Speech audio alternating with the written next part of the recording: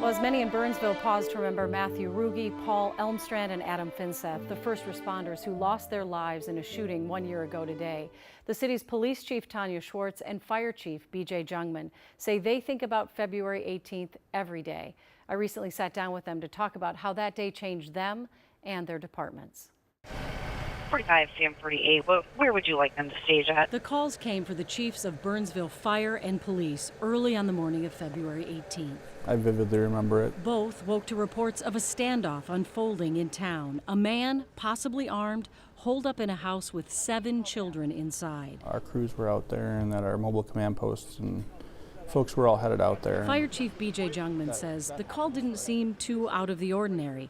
They get calls like this a few times a year.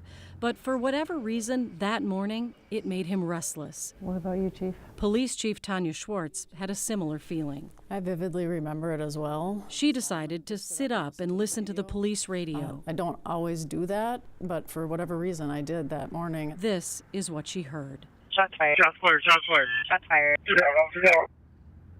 Two down. Officer down. I just remember, jumping up and, running upstairs, getting ready to go. So it was just frantic. And my husband was getting up to help me getting my car started. He knew something was terribly wrong.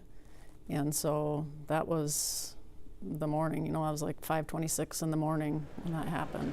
Both chiefs started making calls and heading to their respective headquarters before learning where they really needed to be was HCMC. And then my first mindset was, I just have to get down to the hospital. I've got to get there.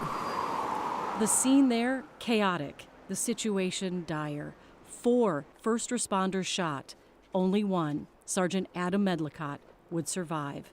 Officers Matthew Ruge and Paul Elmstrand and firefighter-paramedic Adam Finseth would not. It's always in the back of your mind that something like this can happen, but to lose 3 at the same time, I think that was just it's just unimaginable. You don't think something like this is going to happen in a community like ours. How do you lead through something like that? So I think it's just a little bit autopilot to start, and then you just get into I have to do this, we have to do this, we have to get our people through this, and we have to be strong and do the things we signed up to do, just like they did.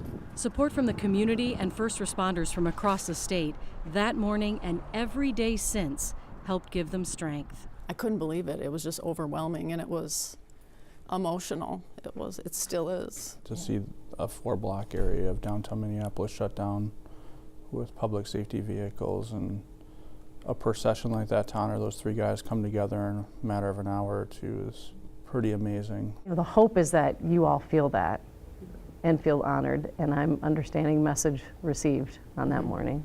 Yeah. Absolutely. We're so much in our bubble of our own people and in serving the community. To see that come back to us is utterly amazing and hard to comprehend. I've never seen anything like it. I've never experienced anything like it. Since that day, the first priority has been the families of the fallen and helping in any way they can with their tremendous loss. And then it's for the men and women in their departments, all of whom are back on the job. All of our guys who were out there that morning are back working. A testament, Chief Schwartz says, to their courage and also how hard both departments are working to take care of their men and women in uniform.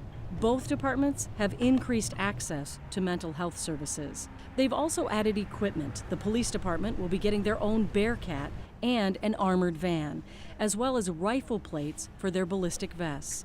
The fire department added a 3rd SWAT medic to better support police on calls like the one that came in on February 18th. How hard do you think February 18th is going to be for you? Oh, yeah, I think it's no doubt going to be hard.